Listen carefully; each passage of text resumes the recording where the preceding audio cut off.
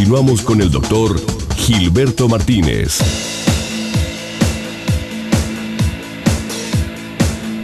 Diez de la mañana con 21 minutos. Seguimos platicando el día de hoy sobre la educación sexual. ¿Sirve la educación sexual? ¿Usted qué cree? ¿Se debería de enseñar educación sexual en las escuelas o esto simple y sencillamente compete al ámbito familiar? ¿Usted cree que los jóvenes de hoy necesitan más educación sexual? ¿En qué ha fallado la educación sexual? ¿Cómo cree usted que debiera darse?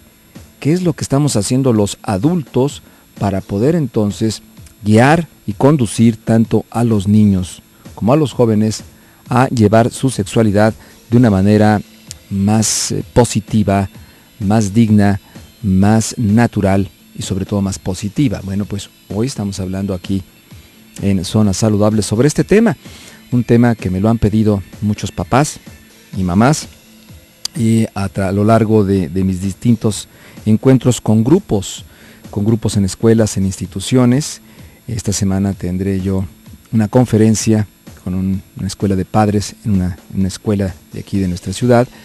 Y entonces, bueno, pues es dar curso también a las inquietudes y a las sugerencias que nuestro amable público radio escucha, pues también está interesado en conocer y que aquí, en la zona de la salud, podamos también abrir el espacio para conocer y tener otros puntos de vista que enriquezcan nuestra manera de vivir y sobre todo, en este caso, de educar en la sexualidad.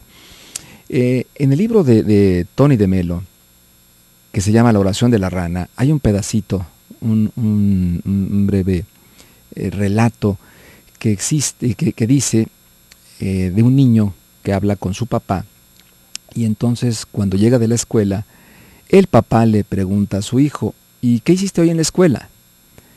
El muchacho le responde: hemos tenido clases sobre sexo. Y le dice el papá: ¿clases sobre sexo? ¿Y qué te han dicho? Bueno, contestó el muchacho, primero vino un padre y nos dijo por qué no debíamos. Luego un médico nos dijo cómo no debíamos. Por último, el director nos habló de dónde no debíamos. Bueno, ¿a dónde nos lleva este relato? Pues hacer una reflexión sobre qué es lo que hemos hecho en materia de educación sexual. La represión y las prohibiciones como métodos de educación sexual han demostrado históricamente su ineficiencia. Definitivamente no funcionan. Educar con estos métodos contribuye a la estructuración de una sexualidad irresponsable, poco saludable y negativa. Una gran parte de las prohibiciones hechas por los adultos a los y a las adolescentes no funcionan y por el contrario generan control externo y conciencia externa. La represión y la prohibición sexual solo producen una concepción negativa de la sexualidad y contribuye que ésta sea vivida con una doble moral. No va a desarrollar habilidades para construir una vida sexual responsable. Independientemente, amigo y amiga de escucha, de las prohibiciones, una proporción de la población juvenil pues empieza a decidir, a elegir cuándo inicia su vida sexual activa, y los datos revelados en las diferentes investigaciones nos hablan de números muy alarmantes, como el primer momento o la edad en la que se tuvo primer contacto, y sobre todo bajo qué situaciones, bajo qué condiciones, si ese contacto era protegido o no. Y una buena parte de estas estadísticas nos hablan de que la educación sexual represiva y prohibitiva recibida en la familia y en el sistema escolar no ayudaron, en primer lugar, a, en su momento, retrasar el inicio de la vida sexual activa a un tiempo donde hubiera más conciencia, más conocimiento, más responsabilidad de lo que se estaba haciendo.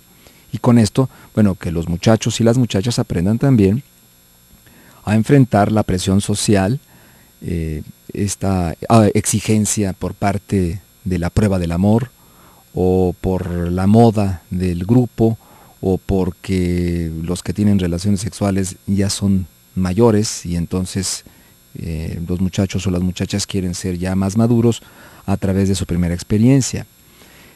Bien, este tipo de estadísticas, y que nos hablan también de una manera alarmante, en las cuales se tuvo el primer contacto sexual sin protección y por lo tanto, pues esto ponía en riesgo no solamente la transmisión de enfermedades sexualmente transmisibles, sino que la aparición de un embarazo no planeado.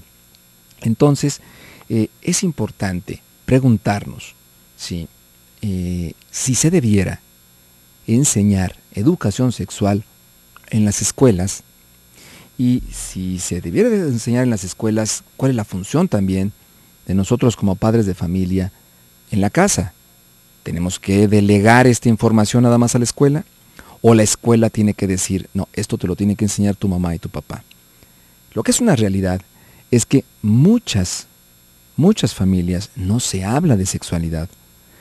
O por problemas de la pareja, que entonces el papá se lo delega todo a la mamá, o porque la mamá está muy ocupada, enojada, o simple y sencillamente asustada, porque no sabe qué va a hablar, qué va a decir, porque a ella tampoco le enseñaron, y a la mamá de ella tampoco le enseñaron.